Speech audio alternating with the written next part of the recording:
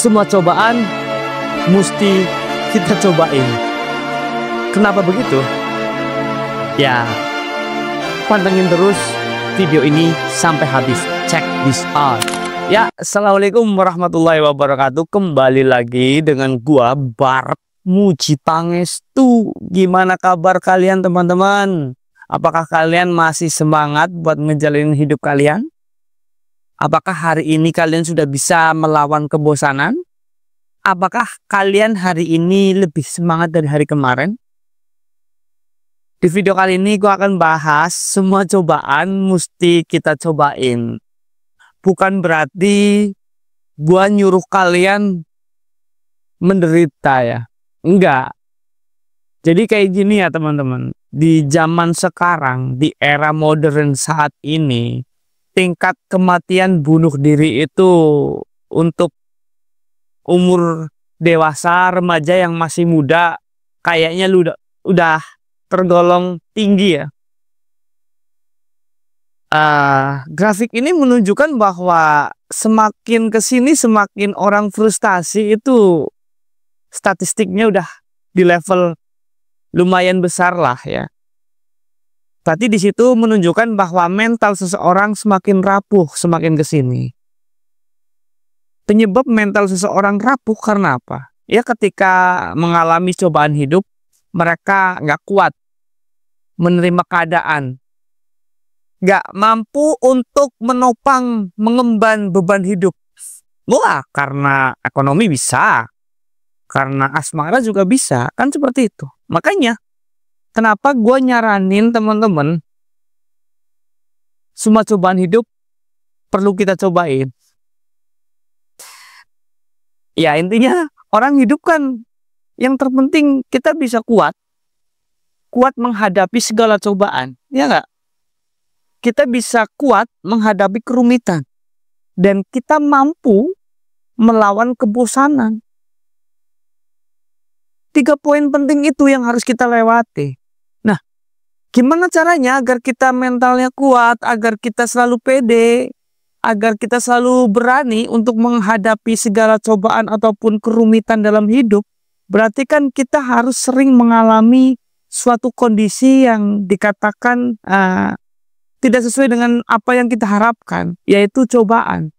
Semakin orang itu sering diuji, semakin pintar juga orang tersebut, semakin kuat juga orang tersebut. Tapi bukan berarti kita konyol, lebih mending kita milih hidup yang menderita. Ya enggak. Maksudnya kayak gini, ketika lu lagi dicoba, lagi diuji, lagi diberi beban kehidupan yang lumayan berat, ya udah sih, jalanin aja gitu. Hadapin. Kalau lagi ada masalah, ya udah kita hadapin. Ketika ada masalah, kita cukup hadapin masalah itu. Gak harus menyelesaikan sekarang juga. Enggak. Kita hadapin dulu. Jangan menghindar. Efek positifnya apa? Ketika kita ada masalah cukup menghadapi. Mental kita jadi berani gitu. Udah hadapin dulu gitu. Urusan nanti ada solusi terselesaikan atau enggak ya, urusan belakangan. Yang penting kita berani aja dulu hadapin dulu masalah itu. Ntar juga lama-lama masalah terselesaikan dengan sendirinya. Kan seperti itu.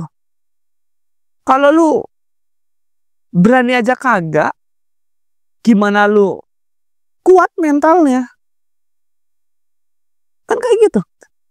Coba kalau kita mau tarung nih, mau berantem ibaratnya. Yang penting kan kita berani aja dulu. Perkara nanti berantem jadi apa enggak, bonyok apa enggak, menang atau enggak mah urusan belakangan. Yang penting kita berani aja dulu, datang, hadepin aja dulu. Kan gitu. Nah, semakin kita sering menghadapi problematika, semakin kita sering menghadapi masalah, semakin kita sering menghadapi kerumitan dalam hidup ini, semakin kita mencoba segala bentuk cobaan dalam hidup ini, berarti kita semakin kuat mentalnya, jiwanya, raganya pun juga semakin kuat. Asal jangan tentang kesalahan pribadi yang menyentuh ranah kriminal loh ya. Misal nih, lu ceroboh, lu korup, lu nyolong, lu ngerampok, lu ngebunuh, lu nyelakai orang. Tindakan-tindakan kriminal gak bisa tuh dimasukkan dalam kategori cobaan ataupun ujian hidup. Kagak, itulah ketololan hidup namanya. Iya kan? Maksud gua, konteks cobaan, masalah itu dalam konteks hal yang memang kita harus hadapi, tapi kita nggak melakukan dengan sengaja. Maksudnya nggak menghalalkan segala cara. Nggak konyol, nggak brutal, nggak songong, nggak kelewatan batas, nggak melanggar hukum, nggak kriminal. Kan gitu maksudnya. Kalau lu kalah judi, lalu lu menganggap itu adalah suatu cobaan, kan tolol. Udah tahu judi salah. Udah tahu judi melanggar undang-undang. Udah tahu judi haram. Kenapa lu berani mencoba? Iya, masalah melanggar undang kok coba-coba. Jangan dijadikan suatu kesalahan yang fatal lalu terus itu anggap adalah suatu cobaan atau ujian. Kagak, itu adalah ketololan. Yang dimaksud dalam ujian ataupun masalah di sini itu ketika kita memperjuangkan sesuatu, udah berada di jalan yang positif, lalu ada hambatan. Itu maksudnya. Misal, kita lagi kepentok ekonomi, pikiran kita buntu, lalu kita terpaksa ngutang, kita dikejar-kejar utang. Itu kayak gitu, bukan utang karena buat judi. Gitu maksudnya. Makanya kita perlu nih, berani dulu, hadepin dulu, jangan menghindar. Kalau kita menghindar, ya melemahkan mental kita. Misal lu dikejar-kejar pinjol, ya nggak ada anggunan ini kan. Kalau lu belum bisa bayar ya udah santai aja dulu, nggak ada jaminan ini kan. Yang terpenting ke depan lu nggak usah minjem lagi. Blacklist ya nggak apa-apa. Seneng tuh kalau lu di blacklist sama bank. Senengnya apa? Ya lu bisa terbebas dari hutang untuk kedepannya. Dan lu berusaha untuk mandiri, nggak apa-apa utang, apa-apa utang. Orang yang biasa utang itu karena terlalu memaksakan kondisi, kepinginnya cepat buru-buru sesuai dengan apa yang mereka inginkan. Itu sebenarnya kurang ideal buat kehidupan kita. Ya, yang namanya hutang pasti menjerat, membuat kita itu terikat dan tersesat. Oke, kalau kita terpaksa hutang buat kebutuhan mah bisa ditolerin ya. Bisa ditoleransi. Tapi kalau kita hutang buat judi ataupun buat mencukupi keinginan, itu yang konyol. Itu jangan dimasukkan sebagai kategori cobaan hidup.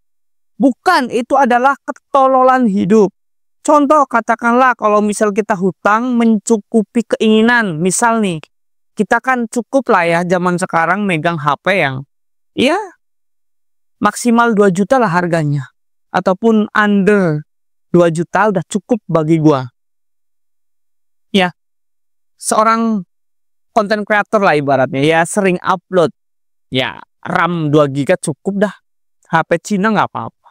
Tapi kalau lu memaksakan, ujung-ujungnya lu utang demi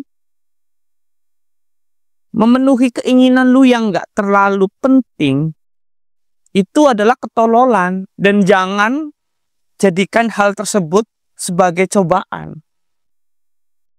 Itu mah kekonyolan namanya. Terus yang lebih parahnya lagi, udah tahu judi itu dilarang, udah tahu judi itu menyesatkan, lu lakuin. Ketika lu jeblok, abis-abisan, lu pusing buat ngembaliinnya gimana caranya karena lu banyak utang. Lalu lu menjadikan tragedi itu sebagai bagian dari cobaan hidup. Kagak. Yang namanya judi ya kesalahan, kekonyolan lu, ketololan lu. Jangan jadikan hal tersebut sebagai cobaan. Yang namanya cobaan kan kita terpaksa karena berjuang untuk memenuhi kebutuhan, untuk menafkahi, ya kan, untuk memenuhi kewajiban. Karena keterbatasan, yang namanya orang hidup kan nggak selalunya bisa. Kadang ada titik terendah, kan seperti itu. Intinya dalam hal yang positif dah, segala cobaan pasti tersolusikan. Walaupun nggak sekarang juga, walaupun nggak harus terselesaikan sekarang juga. Konteks dari cobaan itu memperjuangkan hal yang positif, bukan memperjuangkan hal ketololan. Udah tolol, lu pusing, lu berharap ada hidayah, berharap ada keajaiban, biar cobaan itu terselesaikan. Nggak masuk akal itu namanya. Yang namanya cobaan adalah memperjuangkan hal yang positif. Jihad. Ini yang harus perlu kita pahami dan perlu kita sadari. Yang udah terlanjur, ya udah. Yang terpenting hari ini dan seterusnya kita bisa berubah menjadi orang yang lebih baik dari yang sebelumnya. Jangan sampai jatuh ke dalam lubang yang sama. Kita udah tahu itu salah. Kita udah tahu itu tidak benar. Ya udah, buang, nggak usah dilakuin lagi. Terus kita harus bisa memahami bahwa apa yang terjadi di dunia ini itu nggak mengikuti apa yang kita inginkan, melainkan kita menerima kondisi. Walaupun itu suatu hal yang tidak kita harapkan. Disitulah peran manusia untuk hidup di dunia. Bukan memaksakan kondisi sesuai dengan apa yang kita inginkan. Jadi seperti itu ya teman-teman. Itu adalah suatu bentuk rangkuman kalau diperes. Itu ya kembali lagi sama dengan bersyukur. Bersyukur itu suatu momentum ketika kita menghadapi suatu hal yang tidak kita inginkan, tapi kita udah berada di posisi yang positif, kita ikhlas menerimanya walaupun itu berat. Itu seperti itu. Dan kita mencoba untuk memperbaikinya apa yang harus kita perbaiki. Makanya kita perlu mencoba semua cobaan agar kita lebih kuat untuk menghadapinya untuk kedepannya. Semakin derajat lu meningkat, semakin berat cobaannya. Yang terpenting lu masih berada di jalur yang positif, bukan menghalalkan segala cara. Itu seperti itu ya teman-teman. Mudah-mudahan apa yang gua sampaikan bermanfaat buat teman-teman yang nonton video ini dan semoga bisa menjadi referensi baru buat pengalaman hidup kalian. Tentunya kalau toh ada kesalahan, gua tunggu kritik sarannya. Dan kalau setuju sama statement gua tunggu supportnya di kolom komentar. Terima kasih, dengan saya Barep Muji Pangestu. Support terus, pantengin terus channel saya agar gua tetap termotivasi dan berusaha untuk introspeksi agar gue bisa menyajikan konten-konten yang lebih baik dari yang sebelumnya. Terima kasih.